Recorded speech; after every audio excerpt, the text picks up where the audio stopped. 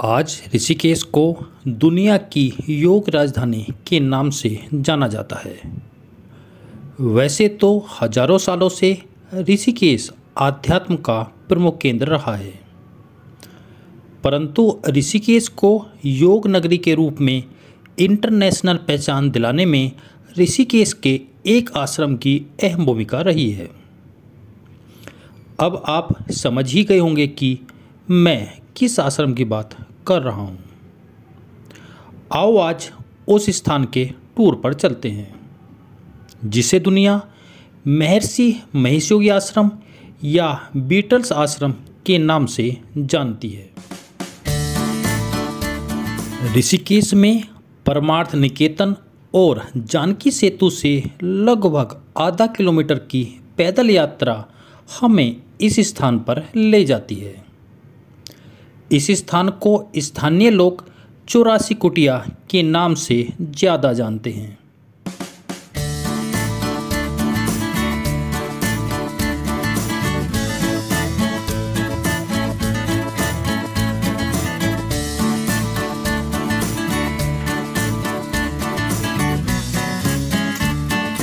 आश्रम में प्रवेश करने के लिए भारतीय नागरिकों को 150 रुपये और विदेशी नागरिकों को 600 रुपये का प्रवेश शुल्क देना होता है।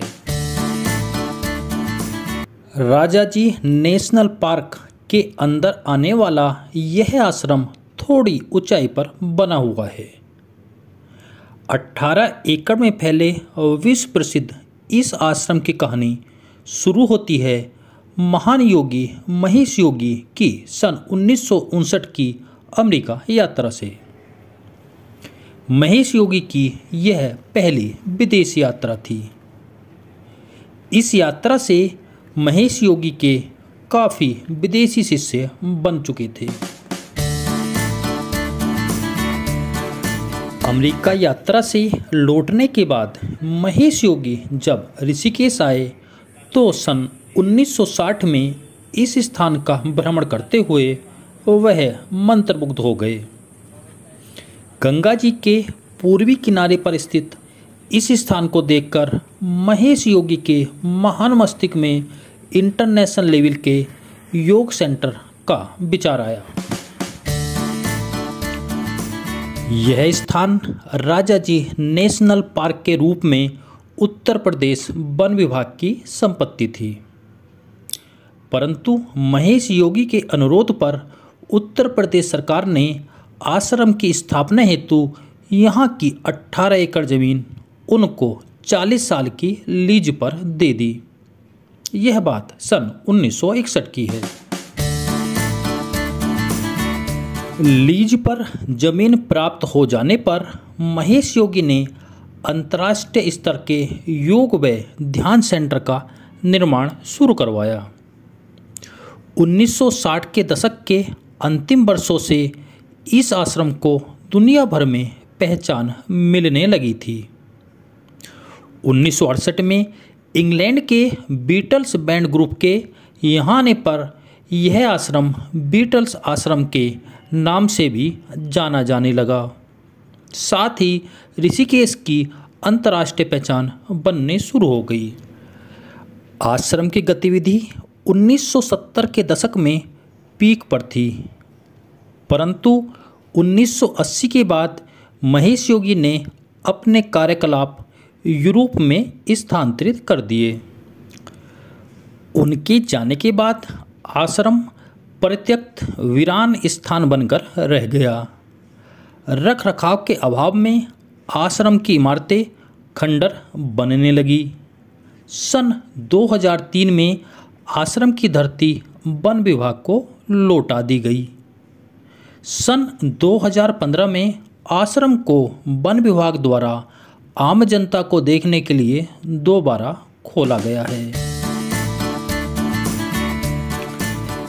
इंटरनेशनल एकेडमी ऑफ मेडिटेशन के नाम से स्थापित हुए इस आश्रम को प्रकृति की छाव में भव्य तरीके से बनाया गया था। आश्रम को सुख सुविधाओं का पूरा ध्यान रखते हुए निर्मित किया गया था ताकि विदेशों से आने वाले महेश योगी के शिष्यों को यहाँ रहने के दौरान कोई कठिनाई न हो। यह महेश योगी के शिष्यों के लिए एक ट्रेनिंग सेंटर था जहाँ ध्यान की तकनीक सिखाई जाती थी।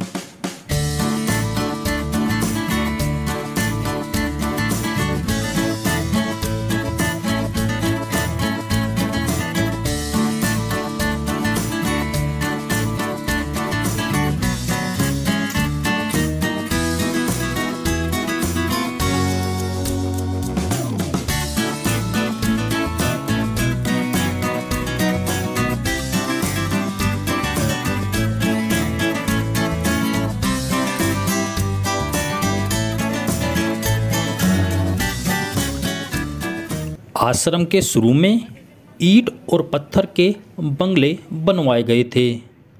अधिकांश बंगलों में 5 कमरे हैं। महेश योगी के शिष्य डोरिस ड्यूक द्वारा दान में दिए गए $1,00,000 की धनराशि का आश्रम निर्माण में बड़ा सहयोग रहा था।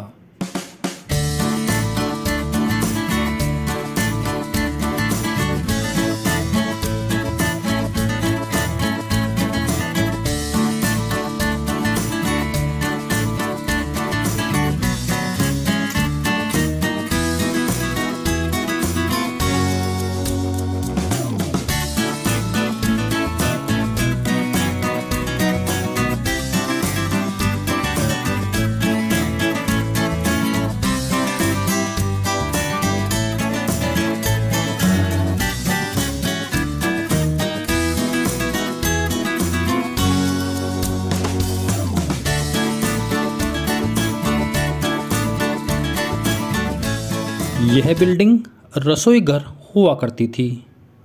यहाँ लगभग 500 लोगों के लिए शाकाहारी भोजन बनाने की व्यवस्था की गई थी।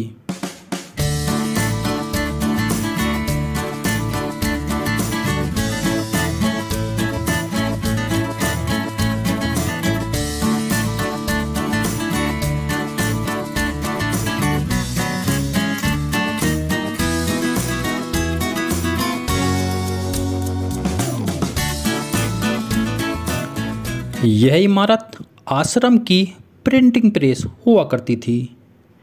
महर्षि महेश योगी की प्रसिद्ध पुस्तक science of being art of living तथा श्रीमद् भागवत पर उनका भाष्य सबसे पहले यहीं प्रकाशित हुए थे।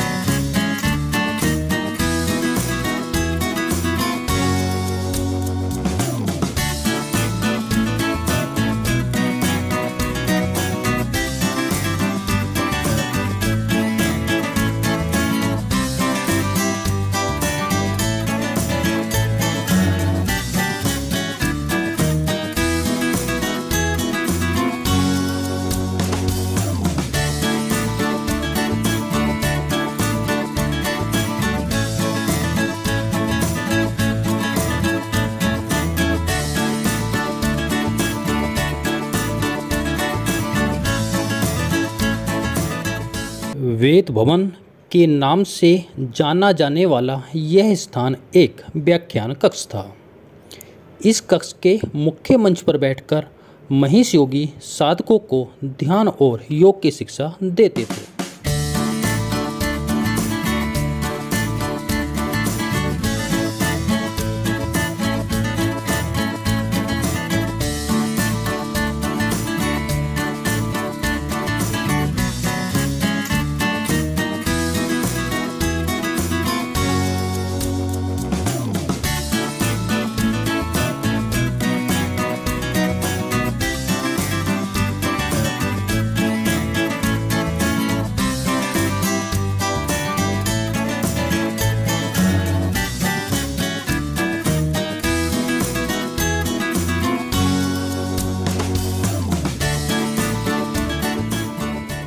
पंचकुटी अंतर्राष्ट्रीय मेहमानों और गणमान्य लोगों के लिए एक गेस्ट हाउस था।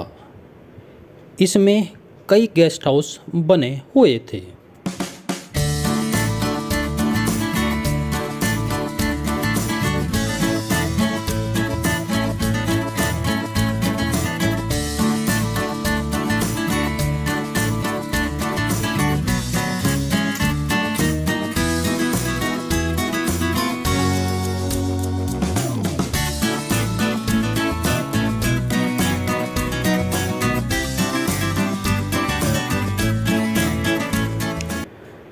सप्तपुरी कॉम्प्लेक्स वही बंगला था जहां बीटल्स ग्रुप के सदस्य ठहरे थे।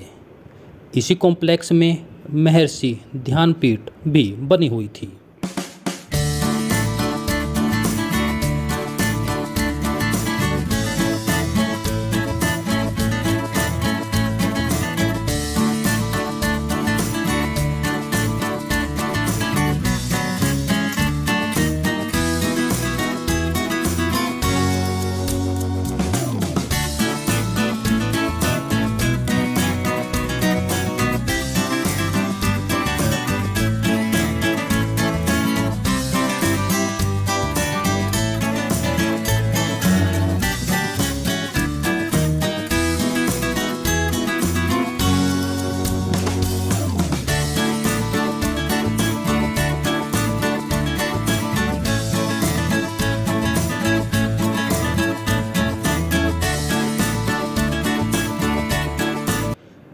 बीटल्स फरवरी 1968 में ऋषिकेश के इस आश्रम में आए थे और अप्रैल 1968 तक रहे।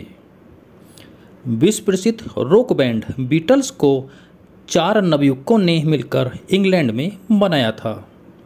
इनमें जॉर्ज हैरिसन प्रमुख थे।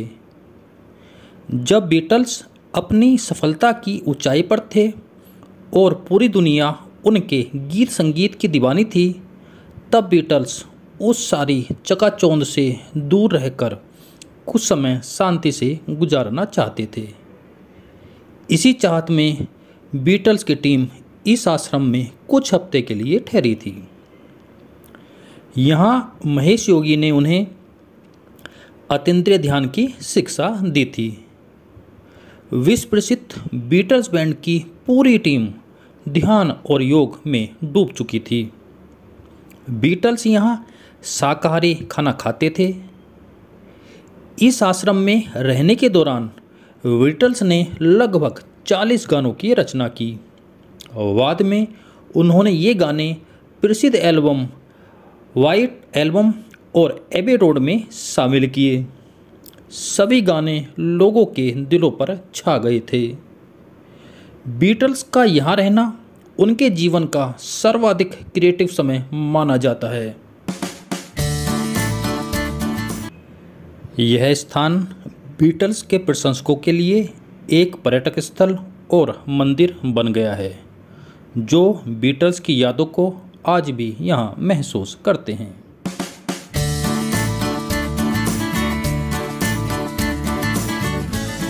आश्रम का ये भाग गंगा जी के किनारे ऊंचाई पर बना हुआ है, जहां गंगा जी के पानी की कल कल करती आवाज़ स्पष्ट सुनी जा सकती है।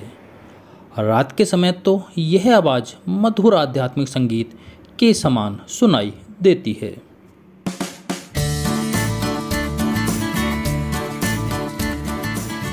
सामने स्थित इमारत एक बड़ा लेक्चर हॉल था, जहां ट्रेनिंग लेने वाले योग साधकों को शिक्षकों द्वारा ध्यान एवं योग पर लेक्चर दिए जाते थे।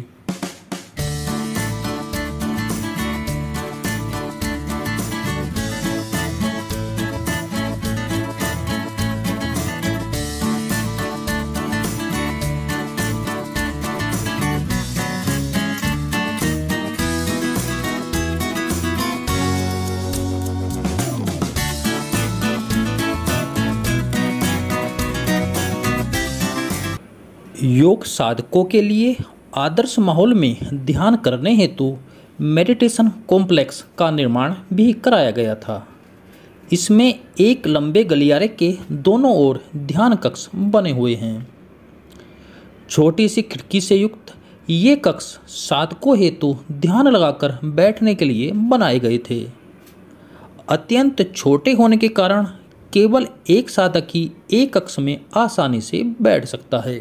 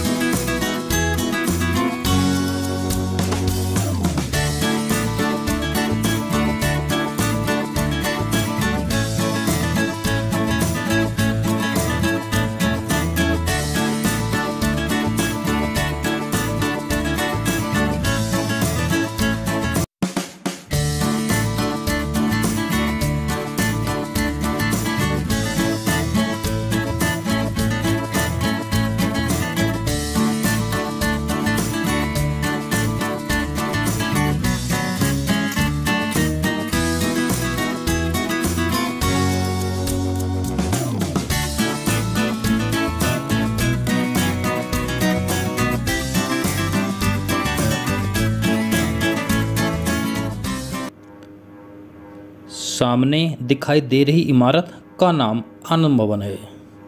इसके बराबर में ही एक वैसी इमारत है जिसे सिद्धि भवन नाम दिया गया था। 4 मंजिला ये इमारतें परिसर में सर्वाधिक विशाल हैं। ये साधकों के निवास स्थान थे जो उस पाठ्यक्रम में भाग लेने आश्रम में आते थे।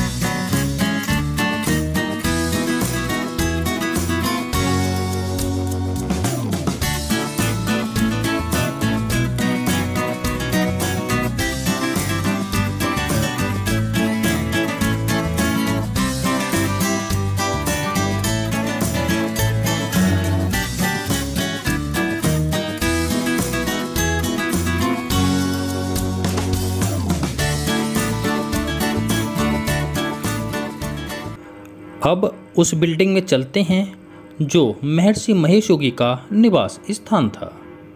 यह गंगा जी के बिल्कुल समीप है। जब महेश योगी यहाँ निवास करते होंगे तो रात्रि के सन्नाटे में गंगा जी के पानी के प्रवाह का मधुर संगीत कितना अद्भुत होता होगा।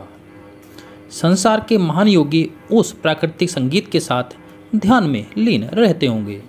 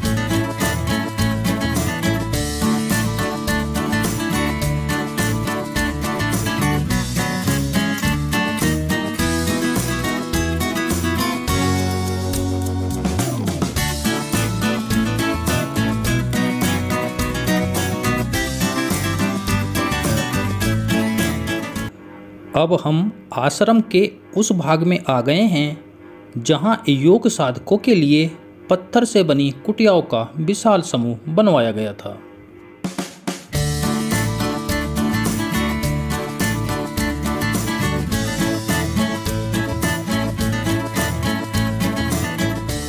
सभी कुटिया 2 मंजिली हैं।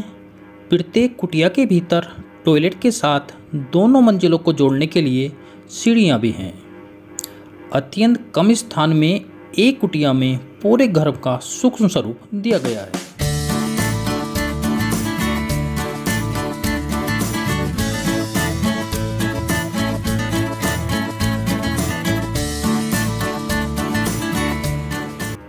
क्या आध्यात्मिक माहौल होता होगा जब साधक इन कुटियाओं में बैठकर जंगल की नीरवता, पक्षियों के कलरव और गंगा जी के पानी की मधुर ध्वनि के साथ ध्यान करते होंगे।